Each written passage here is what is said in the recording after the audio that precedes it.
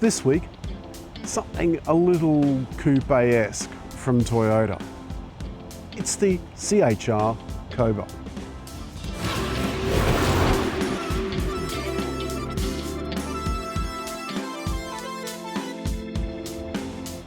The new model of C-HR is very much improved on the old model, by a long shot. It's more grown up and a little bit less gimmicky, but it's moved into the premium section and I'm not quite sure it belongs there. But anyway, there's two drivetrains. One is an all-wheel drive, that's the next model up, the GR Sport, and that one has a 2-litre hybrid drivetrain with an electric all-wheel drive system, so the rear axle is electric. The front has adopted Toyota's new design language. You've seen it on Camry and other models, and it's the daytime running light running around a piece of bodywork and then the LED lights under that. I think the design is rather successful. From the side is where the biggest change is, I think, to the C-HR models. The rear door, for example, is still ridiculously small window-wise. The door itself is big, but the window is tiny, and it makes inside feel rather tomb-like. But look at this. We've got these pop-out door handles front and back. You lock it by pressing this button, unlock it by pressing that button. And while we're at the side, have a look at those facets. That's really deeply carved.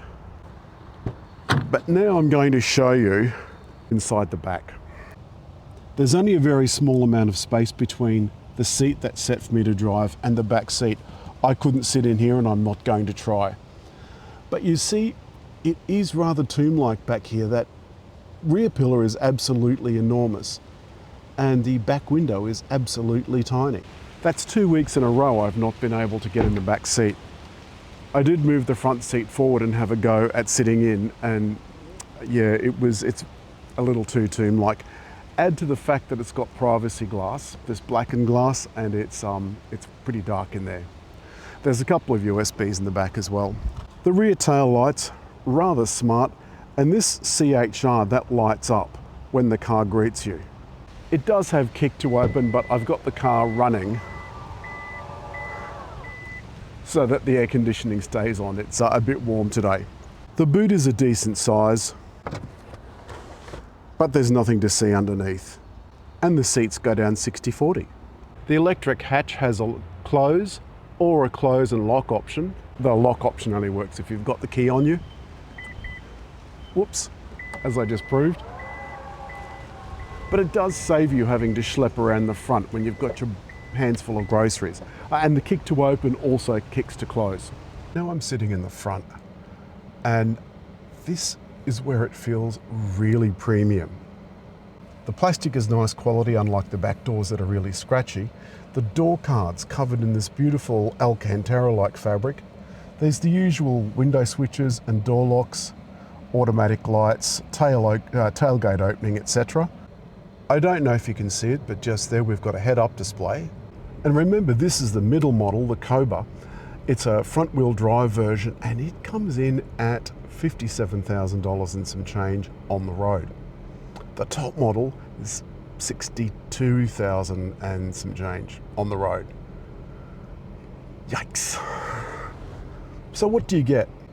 A nice large digital driver display and a very large infotainment screen, which has got built-in CarPlay, etc. This is very, very easy to use. And down the side, the buttons stay in view most of the time. All right, for some reason I had to go and reconnect my phone. But anyway, there you go. So you'll now notice there's a CarPlay symbol here. And that's my CarPlay up. It didn't seem to like it. Maybe it disconnected when I put it in the Qi charger, which is down here. We've got a driver monitor just here. Steering wheel buttons, nice and clear, including the cruise control and lane control. Physical air conditioning controls. I think these are a must. Down below is a USB-C, automated parking, and this is the view button, which turns on the camera. and I've always liked Toyota's camera. And the Prius-like gear selector, which feels really classy compared to that really cheap one I had in the Yaris. And remember, this is an all-hybrid range now. And you move the gear selector by going over and down, over and forward, or you can just press park like so. There's drive modes below that, traction control, auto hold, which is auto brake hold, the parking brake, which is electric and also automatic, and EV only mode. We've got JBL speakers, and while we're here, I'd just like to direct you to this piece of sculpture that comes up over and finishes in this little unique kind of hexagonal design. I think that just looks really classy, though that dashboard is absolutely, it's so deep I can't believe it. And down below, a little trinket tray, and this sports fabric on the seats, which to be honest, I don't like it. It feels really cheap. This feels really nice, this Alcantara-like, but this just feels nasty. The battery is tiny, and Toyota's gone to an all-hybrid range in many of its models. There's certainly a hybrid available in almost everything, mild hybrids in some, and like this, a full hybrid. That also means now that it's using Toyota's latest generation of hybrid, meaning by the time it got to the other side of the intersection. It's not like the old rubber band feeling CVTs that you had of old. They were awful. You'd put your foot down and it was screaming by the time it got to the other side of the intersection. Not so now. This is nice and controlled and really very elegant. The 1.8 litre hybrid is just over 100 kilowatts, which I don't feel is quite enough. This car deserves more. The all-wheel drive version is something like 147 kilowatts, and I think that would be a little more like it. This is still a very leisurely 0 to 100, and I think it deserves more. It certainly looks faster. It certainly feels better than the 3-cylinder efforts. For example, the car last week, the Peugeot, it was $67,000, $74,000 on the road. And it had not much more power than, in fact, I think it had the same power as this. Much more luxurious, but it would want to be. But then I pointed out something. For that money, you could actually get these EVs, a Zeekr X, and these other EVs. Some of them were cheaper. You can even get a Tesla Model Y for just a little bit more than this on the road. Now, I'm sorry, if I had a choice between a base model Tesla Model Y or this, I'd take the Tesla. And the reason that I'm mentioning electric cars is because this is a hybrid range designed to give you better fuel consumption. And the problem that I've got with that is that this is getting 5.6 litres per 100 kilometres. And that's not bad. I mean, it's a hybrid, so I'd expect less. And it's more than what Toyota quotes. So it's still more expensive to run than an electric car that's cheaper, because remember, you've still got the same petrol engine ICE servicing costs that you've got for any other ICE. Electric cars, they don't have the same servicing costs. They also don't have the same running costs.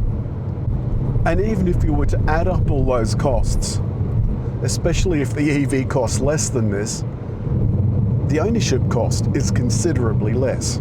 So you've got to take that into consideration. Now, with this latest integration by the way of CarPlay, I'm also getting my Google Maps directions up here in the head-up display, which I like. Then we get on to the handling. Really is very good. Proper sophisticated suspension front and rear. It is tuned for a sportier feel. And I like that. It makes it feel nippy and just fun. And I noticed that there were particular road surfaces that made the C-HR feel quite rough. The thing I really can't figure out is where C-HR fits in Toyota's range. Because we've got the Yaris Cross, the Corolla Cross, RAV4, and then the bigger SUVs. This seems like a bit of an orphan. Why would they have this very strange looking small SUV that feels about the same inside as a Yaris Cross as far as space goes? Looks considerably better than the Corolla Cross, which is just horrible. But I really don't understand. I realize all of this technology costs money, and the ADAS, this stuff that's steering me and so forth, that costs money, but all car companies have done it. So considering my fuel consumption, as I said, is 5.6 litres per 100 kilometres, and that's over quite some distance. This car's done about 7,100 kilometres.